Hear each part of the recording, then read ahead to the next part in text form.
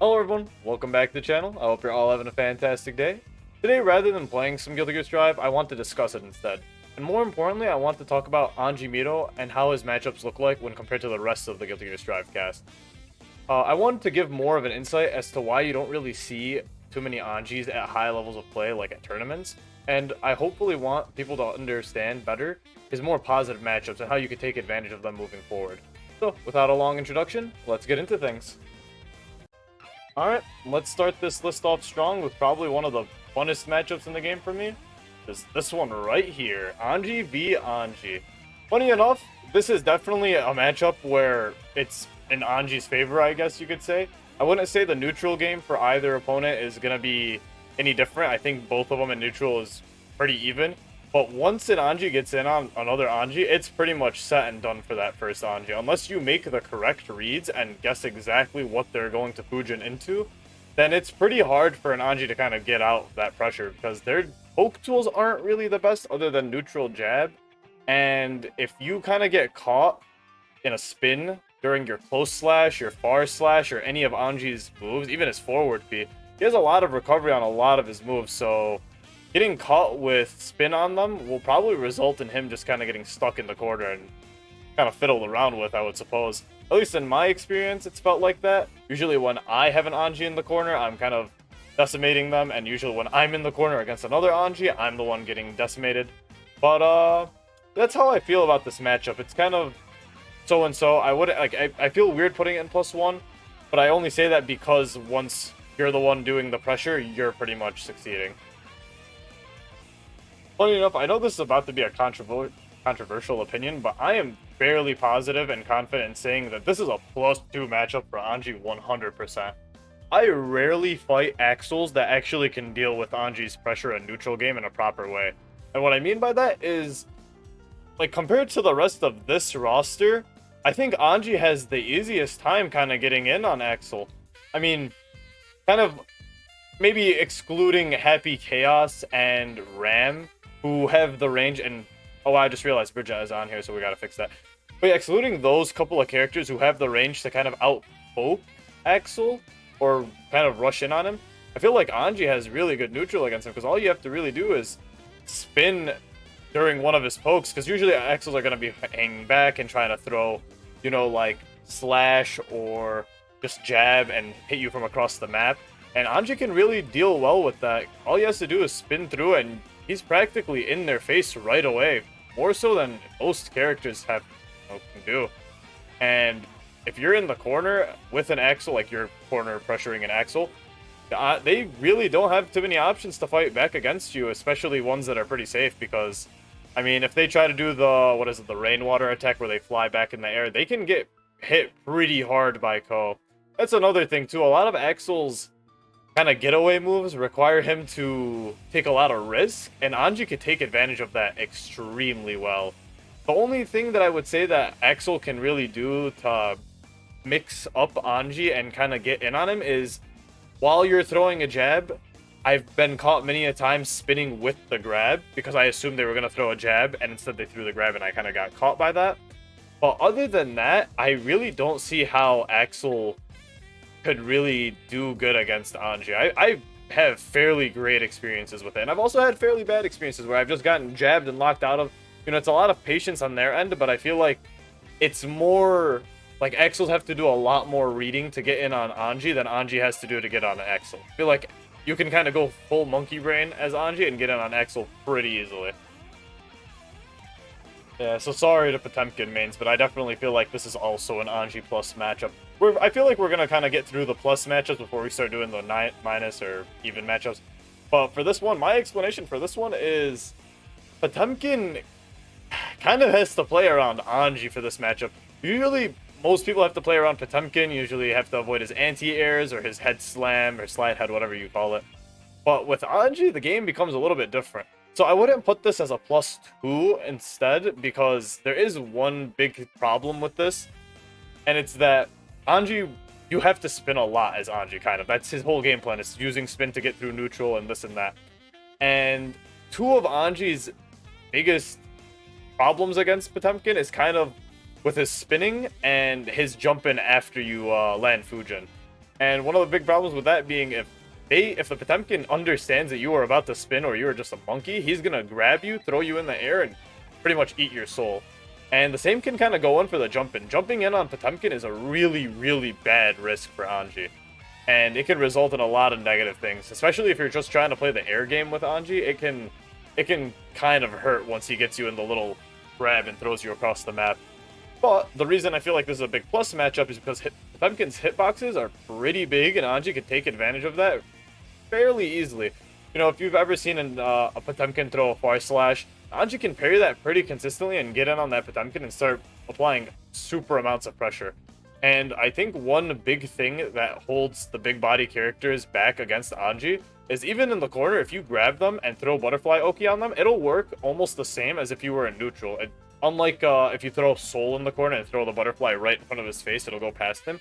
Usually in Potemkin and Goldlewis's cases, it hits them, bounces up, and then hits them again, which is a really great thing to have for them in the corner.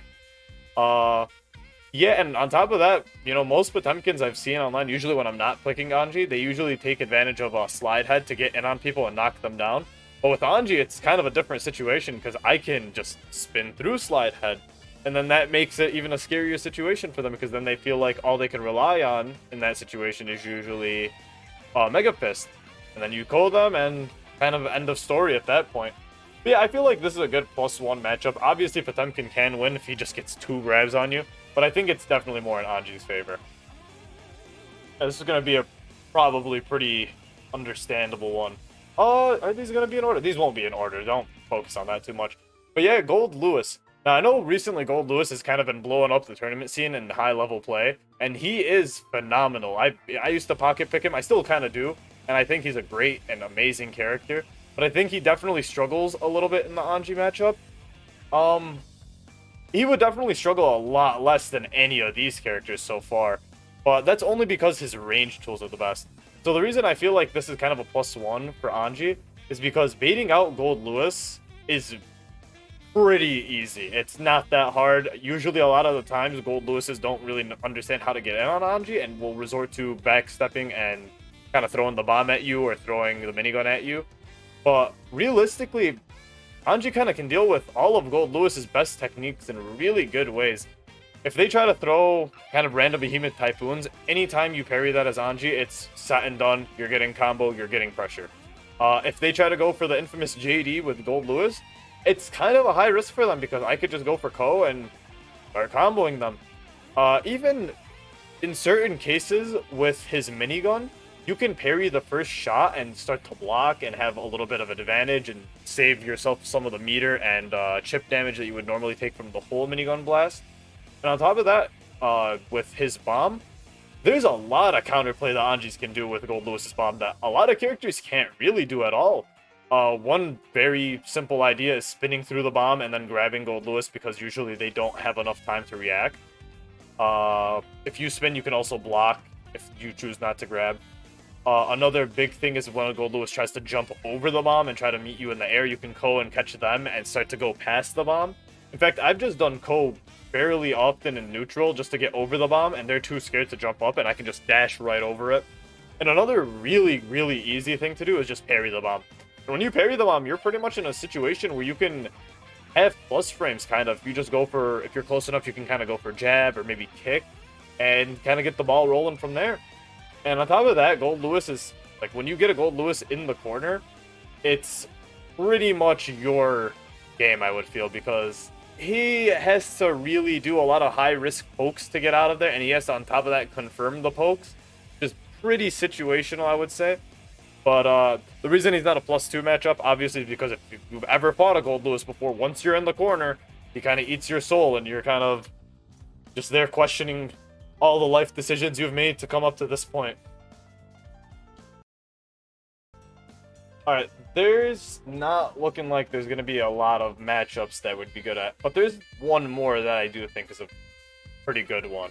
In fact, I'd even go as well as to say this is a +2 matchup in every way for Anji. There is, I fought some of the highest level Giovannas, and it's a struggle for them, to say the least. They have to play such a different game. I don't know if they have to play like that against any other character. Maybe they do against Testament. or Happy Chaos, one that has better range than them. But anything Giovanna kind of throws at you is super, super high risk for her. At least as an Anji player, in my experience, I haven't had too many problems with them. Yes, I've gotten cornered and destroyed and this and that. You know, once you're in the corner against any of the roster in this game, you're pretty much expected to do a guessing game kind of RTS situations. But with Gio, it's a lot more riskier for her, and I guess the reason would be the spin. Yeah, that's pretty much the main reason. The spin kind of counteracts a lot of the things that Gio can do. I mean, spiral kick, spin it. You know, her triple kick, spin the first half, throw a grab, or just try to block. Like, she doesn't really have too many options other than maybe trying to hang back and hit you with dust attack. And once that happens, yes, then she's in and the pressure starts for her. But once you're out as Anji, I feel like the neutral game is so phenomenal that it kind of, like, it plays the match for you. I feel like most of the time, as long as I'm winning neutral, I'm doing great against her. And realistically, she can do better than Goldlewis and Potemkin in the corner, and probably can do better than Axl. But most of the time, it's the same problem with Goldlewis, that Giovannas have to commit to really weird options, like kind of low pokes or jabs or forward Ps, and it kind of makes their corner pressure or corner defense really readable and very easy to kind of take advantage of, if that makes sense. Now, this one might be just mostly biased, and that could be mostly my opinion. I'd like to see what your guys' opinion of this matchup is, but I feel like this is a super solid matchup for Anji. But I could be completely wrong about this one, I understand. Actually, I'm going to hit you guys with one more shocker that I do think is either good. Yep, so this might be a big surprise, but I definitely think Ino loses the matchup against Anji for many, many reasons. One being that you can simply forward P her as she flies towards you, and the results for Anji are kind of crazy because forward P can combo into Ko really easy and give you great results. And another big reason is I feel like Ino has to play around Anji fairly hard because her jump-ins, like, Inos can't typically fly across the screen and just try to whack you as Anji, because as long as you parry them, then you're pretty much in the clear to do some massive damage to them. But I think the real big difference against her is that a lot of the times Ino are scared to confront Anji, because a lot of the time they have to fly at you, and even if they fly block, as long as you throw Ko, you kind of got them in an unblockable state because they get guard crushed in the air. So now you have them on the floor in neutral, and they're playing your game instead, which is pretty interesting. In my biggest experience with Ino, like, a lot of the times they're not really rushing me, they're a lot of the time zoning me out. I don't know if that's the case with any other character they fight against, but with Anji, it seems most of the time, especially yesterday I was streaming, and Ino would only do a couple of her moves. Let me see what one of them's called. Oh yeah, so it was this move. All that Ino was doing yesterday was Chemical Love and maybe throwing a couple of projectile notes at me. But other than that, they really, really do not want to. They seem like they don't ever want to get on Anji because it seems either too hard or just too unrewarding. Because once you're in on Anji, I can kind of jab out fairly easily against Ino, and then the pressure starts for her. Without a DP, it's super high risk for her. So I feel like it's kind of hard for Ino to play against you, at least in a way that is rush-downy. They're definitely going to try zoning you out, and that's just been the case for me so far. Alright, now for the matchups that I think are pretty even. Let's just start with Millia. So why is this an even matchup? When Millia seems like she kind of explodes whenever Anji touches her. So, a bad Millia will kind of just try to fly over you and try to hit you with mix like any other normal Millia. And that's okay until they get code and they get TOD'd at like 2% damage, anything like that. It's kind of weird because a lot of the Millias I've fought against, I would say, aren't really the best players. They kind of try to do the simple stuff to me. And then the really high level Millias take advantage of Anji super well because they try to bait out Anji really hard. If you've ever played against the Millias and Anji, you might have seen, you know, Millia jump, dash, and then end with the flower petal move that gives her another jump going forward. It seems to me a lot of the time they're trying to bait out Ko, and this makes the neutral game pretty even for both players. I would say that the pressure game for both of them, I think Millia definitely has better pressure than Anji, especially once you get her down. But since Millia is so squishy, then Anji, whenever he gets a hit, it's pretty much set in stone. So the mix doesn't really have to be too good for him as long as he's getting a hit. But the neutral game starts to become this dance of she's going to be flying and you're going to be on the floor thinking, what are my options here? Until you either evidently ko and hit her, or she finds out that you're going to go for that, baits it, hits you with a close slash, and starts going crazy on you. So it's hard for me to say.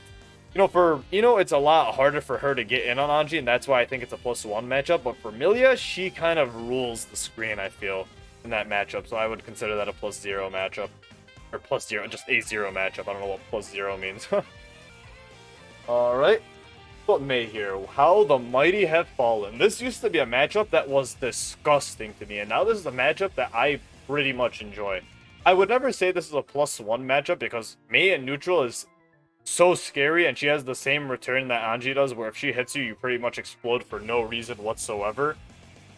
But the big problem with May is her pressure against Anji is not the best. And I've been in many situations where I've just spanned through Dolphin in the middle of a combo string because they were either too late to input it, or they decided to input the heavy version, which I don't think comes out faster. Maybe I'm thinking about the close slash version.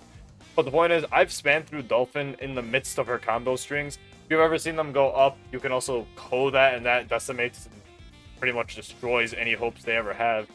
And May's pressure against Anji, I would say, is really not that scary. She's probably scarier against big body characters or characters with slower options, but Anji definitely doesn't feel like he struggles too much against her, especially in neutral game when they're trying to throw out dolphins, and if you can catch one, you get to eat, baby. You get to eat some nice, delicious dolphin. But I don't know. I would definitely say that this is a matchup where it can go either way for either character. Definitely, whoever gets who into the corner first is going to be the one that has to deal with all the shenanigans. Surprise, surprise. Why do I think Baiken is an even matchup? I feel like this is going to be the most controversial one. Screw whatever I put up here. This is probably the most controversial one. Baiken. So, in many, many cases, I have lost to pretty bad Baikens, I would say. Because I think she has a lot that they've given her, especially through Season 2. Which isn't a bad thing. I'm definitely on the side of buff as opposed to nerf. But there are definitely some things that Baiken does that kind of struggle against Anji. And one big thing is Baiken's air game. I know people like to jump up in the air and hit slash or heavy or dust to try to kind of bait people out. And it's really easy until you're an Anji who could either just jump block or ko, and it instantly kind of hurts their feelings. I feel like a lot of Baikens have to play around Anji, and it's the same with Anji. A lot of Anjis have to play around Baikens.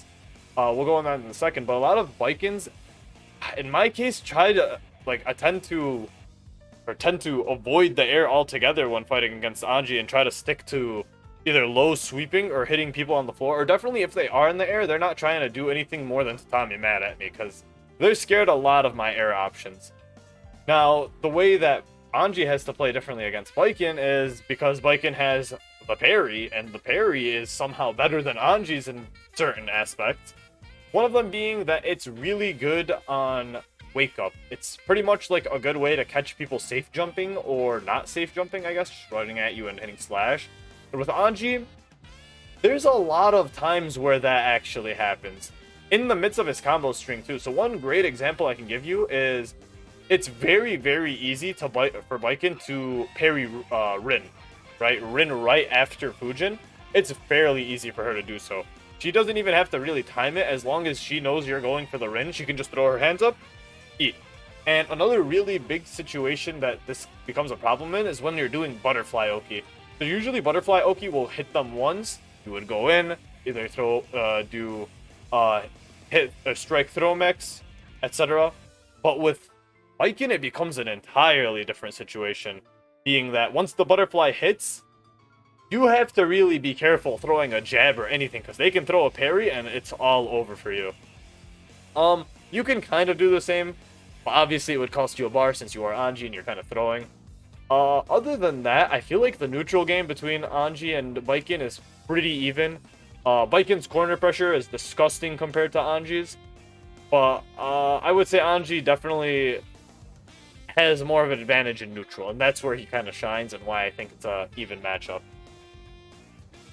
So this is going to be the last match that I put in even, and this is also a big surprise, even to myself, because when I first saw Testament coming out, I assumed immediately that she was going to be whatever, I don't care.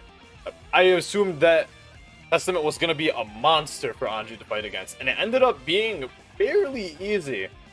Now obviously Testament can super zone you out and just not let you play the game. Absolutely. But how they have to zone you out is very competitive.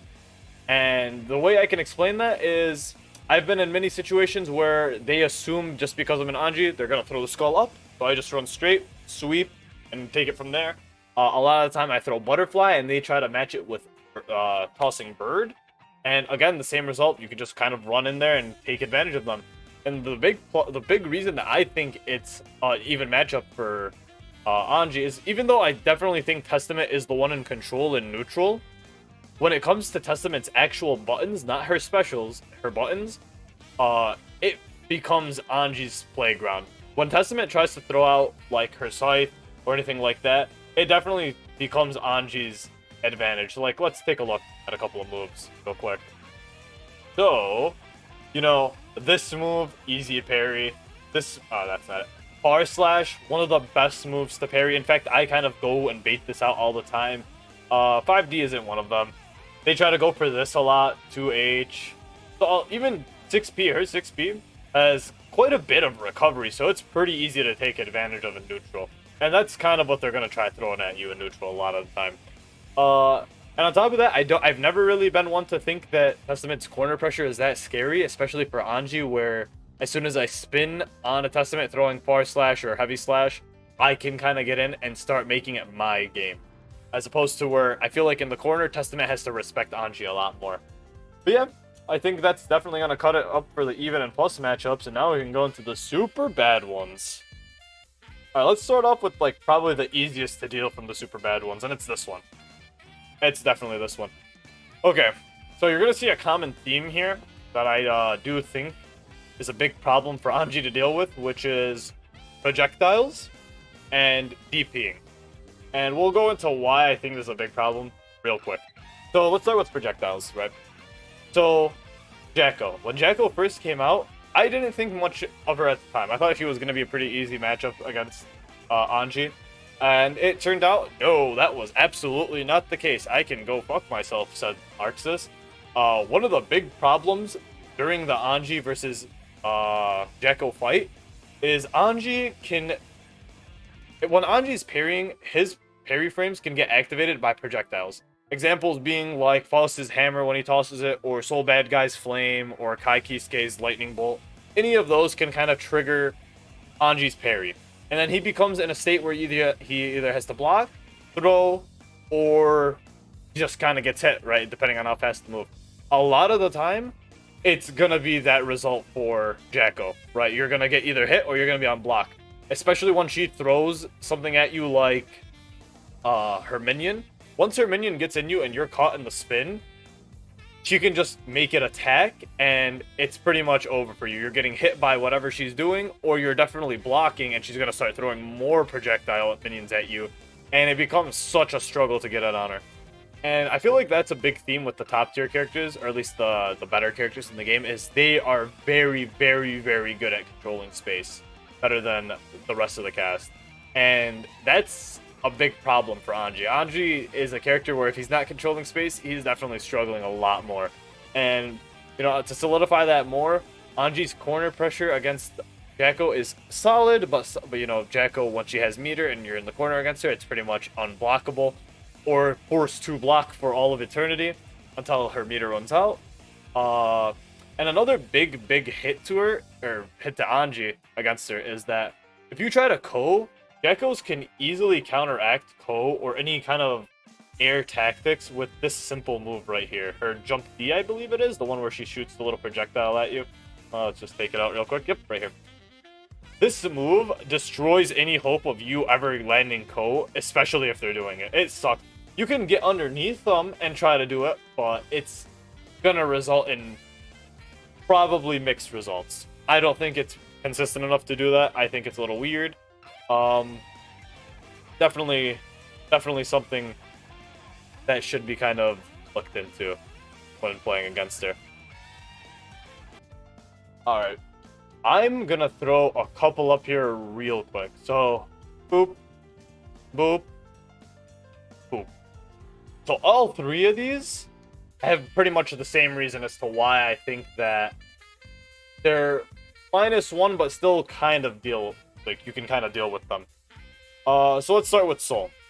Soul, he got nerfed really, well, he got changed really hard during Season 2. I wouldn't say nerfed, he just plays like a different character completely.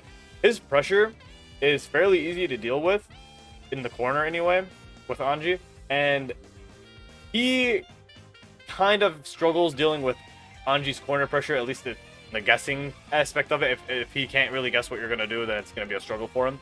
But where it becomes a little bit of an issue for Soul is his slash, all his attacks are really, really close range. So it gives you very small room to do anything with Anji. You kind of are always in Soul's face, and he's kind of just like doing whatever he can to you. Another big problem consistently through all three of these characters, and you know, going forward with the rest of the characters that can DP, is Fujin is such an unsafe tool against characters with DP that they can kind of just immediately fly at you whenever you throw Fujin and try to go for Written, Fujin and try to jump in, Fujin and maybe even a delayed Nagiha, Fujin into nothing, and then try to do a delayed jab. All of it can easily result in your death to a DP because none of it is safe and all of it has gaps. It's really hard to kind of consistently deal with that against Anji. It's kind of one of his biggest cruxes is that his pressure isn't really that good or hard to deal against. So the fact that you can DP through it becomes a big problem. That's why this lower half of the roster is a lot easier to deal with, because a lot of them don't have DPs, except for Baiken, who has the parry kinda. So it's a lot more easy and tolerable to deal with these people in the corner, or force them to deal with you in the corner, right?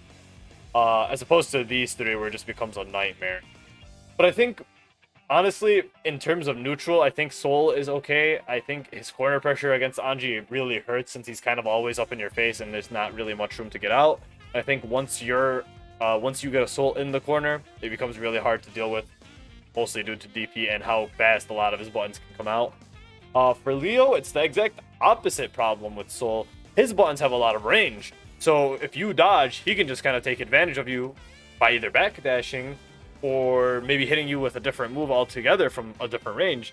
Because a lot of the times you can't really outrange a Leo, and they have a lot of options to outrange you. One of which is probably the parry. Have you ever seen a Leo walk up to you and just hold their stance? That is kind of obnoxious to deal with as Anji spinning, because they can release it, I'm pretty sure, whenever they want, so they can delay it and kind of launch it at you. There's a lot of things that make it really struggle to deal with Leo players. I would say the neutral game, the neutral game definitely goes to Leo. And if you've ever been in the corner against Leo, you know how devastating their pressure can be. So it's definitely a big challenge to kind of win this matchup. Very fun, still very doable, a lot more struggling. And now we have Chipp. Probably the better of these characters right here, the one who can deal with Anji the best in this category. Mostly because he has a lot of fast moves. A lot of fast moves with very little recovery that he can use to take advantage of spin very easily. It's not that uncommon for a Chipp to actually want to go up to an Anji and throw a jab just so he can catch your spin and throw you in a grab. It's not very difficult to do so either. And the speed at which he can kind of get from one side of the screen to the other and come at you is ridiculous. So you kind of want to try to spin, and it's going to make you feel a little uneasy when he throws a jab at you. But same problem with the DP.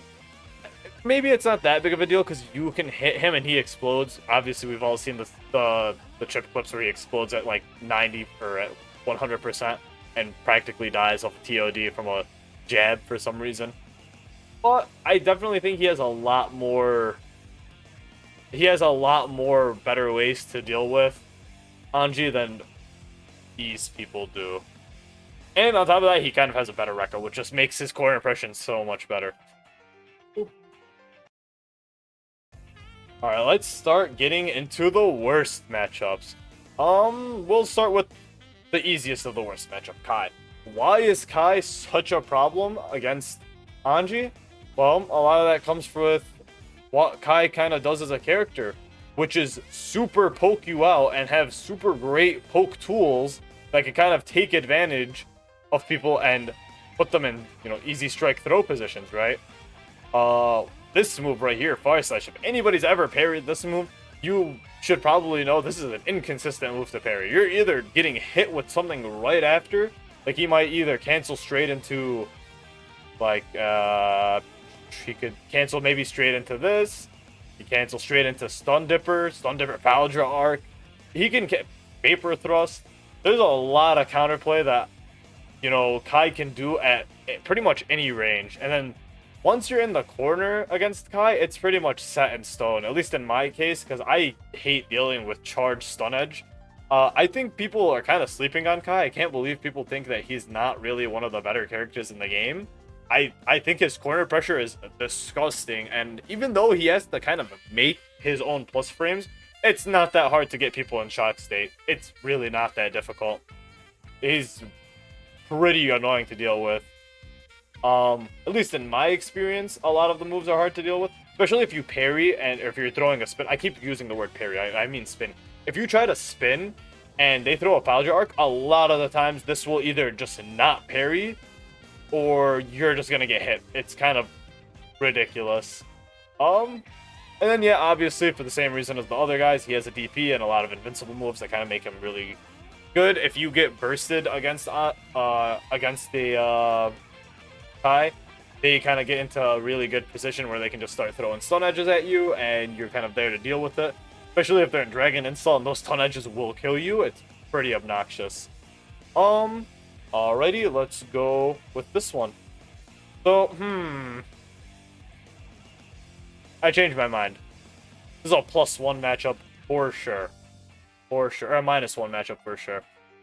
This might be a little bit of a surprise, but I feel like there's a -1 matchup for the same reason that Goldlewis is on here or Potemkin's on here. You can parry a lot of Ram's moves and get a lot of great results from that. She has to commit to a lot of her moves like Far Slash, or at least it seems like she has to commit when you're fighting against an Anji, because if she throws Far Slash and you parry it, it's pretty much set in stone that she has to eat some damage at that point. Where Ram obviously takes the cake against Anji is her corner pressure, but even then, if you're like subtle enough, you can parry or spin through the sword's explosion and get a grab or get a KO off at her if she tries to jump. So it's kind of 50-50 in the corner, but I definitely think Ram holds the pressure better. Her neutral game is a lot better than Anji's too, especially when she's kind of just jumping and throwing slashes at you, or she's at a good distance and then threw a slash at you. It's kind of hard to kind of counterplay against that. But, it's very easy to spin on Ram and kind of get in on Ram. It's just a lot harder than, I would say, this half of the roster. But at least once you get a Ram in the corner, it's pretty much the same as like dealing with any of these characters, right? You're pretty much in control. I haven't really had too many struggles against Ram in the corner, at least when I'm fighting against her. But that might just be personal bias. We're not really sure. Let's go with the big boy. Yeah, I would say this is a harder matchup than the Faust matchup, to be honest with you. I mean, an easier matchup than the Faust matchup. So why do I think this? I think Nagoriyuki obviously has to commit to a lot of moves, but the biggest issue with Nagoriyuki is that he can instantly cancel a lot of his moves, so Anji's spin becomes almost redundant. I've been in situations where round start, I parry a bunch of Nago's moves. Here, let's probably pull up some of his moves. Oh, let's start with his special, actually. So you can just kind of forward PU in neutral, and that's obvious. Well, let's start with his specials. So, yes, right here. I'm not even going to try to pronounce that because that is a word. So this. Have you ever been in a situation where you parried this move and then got hit with this move? Or then maybe this move? Or maybe even in certain cases this move? Yeah, it's kind of ridiculous how easy he can take advantage of you simply by his cancel moves. Like, he can really do a lot. I've even been in situations where I've parried him with the spin, and he's went straight into ult. It's not really that difficult. And I get that once he explodes, you can take advantage of him. But man, the whole time Nagoriyuki is making you play a game that he wants you to play. The only time that you as an Anji player will probably feel in control in this matchup is when Nago has his blood meter only or almost filled, and he has to start throwing very dangerous options like heavy slash, far slash, like 2S, any of those options. When he has his limit and he's about to explode, he's going to start throwing options that you can actually start taking advantage of. But getting to that point, you might have already lost by then. So it's really hard to kind of deal with Nago pressure. Alright. Now for the matchup that I think people are going to be surprised about. This matchup is trash. This matchup is abysmal. There is almost little like counterplay that Anji can do. So like I said earlier, you're minus the DP. Like I said earlier, item characters kind of screw with Anji since Anji parries or Anji spins through items and that counts for his iframes, and then he becomes in a situation where he can kind of get taken advantage of. That happens all the time with Faust. Faust is just tossing things left and right and making you play a game that you didn't even think you should be playing. And to deal with all of that is a lot. Like, it makes Anji's spin almost useless in neutral. And round start, don't even try round start against Faust. He's just going to throw a jab or any of his millions of good round start options and kind of take advantage of you. In the corner, even in the corner, it's pretty hard to deal against Faust because Butterfly Oki doesn't exist against him since he can just kind of duck right away from it. There's definitely a lot of things that Faust can do against Anji. One of the bigger things is he can outpoke Anji. He's one of the few characters that can definitely do that. He can just throw moves from across the screen like the scalpel. And even if you parry it, you're not taking advantage of him. Even if you hit him with a parry super, you're probably not going to finish and commit to it. So there's a lot of things going for Faust. He has a command grab, which, you know, in the grand scheme of things, when you're an Anji and you get grabbed, it's a lot worse when it's a command grab that gives you easy setup access. There's a lot of big problems fighting against Faust when you're an Anji.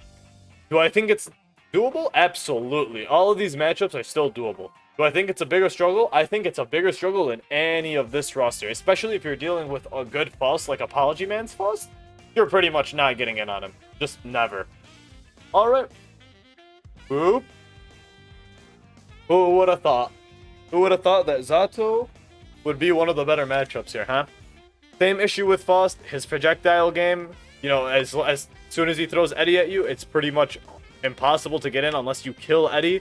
A lot of Zato's moves are pretty safe. Like, he can just do the little dot move, the little drill from wherever, and even if you parry it, you're not really plus. Jumping in on Zato is ridiculously hard since his forward P is very good, the little skull move. His pressure is really difficult to deal with once you're in the corner, no room for spacing. And yeah, there's just little to no bursting against Zato puts him in favor. There's like little to no counterplay against Zato in this matchup. It's gonna be Zato all the way through. It's so hard for you to even like deal with that. Still doable though. And then the actual unwinnable matchup. I need to drink some water, hold on. This is an unwinnable matchup. By every stretch of the imagination, this is an unwinnable matchup. And I will go to my grave right now saying that even the best Anji player in the world will probably struggle super hard against the worst Happy Chaos player in the world. It's ridiculous how hard it is as an Anji player to get in on Happy Chaos. That was the whole reason I was even considering switching off of Anji. So, obviously, we all know he's got really good neutral buttons that are really good and hard to deal with. But where this becomes a problem, a real problem, is the steady aim. Steady aim and gun actually make it to where you, as a character, don't get to play. Anji, spinning becomes a detriment when you're playing against Happy Chaos, because he can just shoot you and you're done. It's over. If he gets the Chaos Orb on you, it's practically impossible for you to get on him. And I'm not even saying that as a joke. Yeah, you can dash cancel, sure. That's all you can do as Anji. You can maybe dash cancel. don't try to parry invisible bullets. You're going to end up in a really bad situation. Same goes for the corner. And on top of that, if you burst, also puts him in a really, really, really, like, great situation. It's pretty ridiculous. I'm not even going to lie. I think that it's wild that he does so good against Anji. I think he does better against Anji than anybody else in the entirety of the game. I would love to see your guys' opinion on this. Obviously, once you get him in the corner, you can take advantage of him as an Anji. But it's still so hard because he has so many good buttons that if you try to play even the slightest bit safe, he will take advantage of you. But I'm very interested to see what you guys say in the comments down below about this matchup in particular. Alright, but yeah, for Bridget, boop, right here. Big reason why I think this is it's the same reason with this, despite the fact that she has a DP, despite the fact that she has a DP like the rest of the roster up here, the fact that you could take such good advantage of her neutral game like you can with Axl really puts her down here. And even though she has a DP, once you like counter that DP, she explodes, man. I don't know what Bridgets are supposed to do. Maybe there hasn't been enough time for Bridget to be out yet and for people to kind of know what to do against her, but I definitely think that maybe with time it'll get better, but right now it's definitely not at the place where it needs to be to say that she can do better against Anji. I definitely think Anji is the one that holds the crown for that matchup. But yeah, alright, I guess that'll be where we wrap it up. Hopefully this gives you a better understanding of why I don't think too many people play Anji at high play, because you can see up here, these are like the highest characters. These are the matchups that he kind of struggles with the most. And these are the matchups that you're probably going to find the most at tournaments, right? You're probably going to see a lot of Maze. You're probably going to see a lot of Chaoses, Datos, Nagos, Dato, Chips, etc. So I feel like with this information, hopefully you guys can go a little bit forward understanding how to deal with some of the pressure and how to kind of work around it and what matchups you can do a little bit better in and how to play the game. If you guys have any different opinions, I'm really excited to hear about them below. I understand that maybe not all of my opinions probably could have been the best. This is maybe a skewed list. I'm just going off of my experience at high level play at some tournaments that I've been at, some tournaments I played online, and all the Celestial matches that I've played on stream. So yeah, hopefully with that, we can move forward. Hopefully we can make Anji great again. I don't know. I think he's pretty fun to play. I don't think that the list necessarily defines like his standpoint. Like there was an Anji that almost won a major tournament recently. It can definitely happen. I just think it's going to be a bigger struggle for him more than other people. But I'm going to continue playing Anji because I love the character and I love everything that he's about. So hopefully you guys will continue playing him as well. But yeah, other than that, my name's Sammy Smalls, and I hope you all have a fantastic rest of the day. See you guys.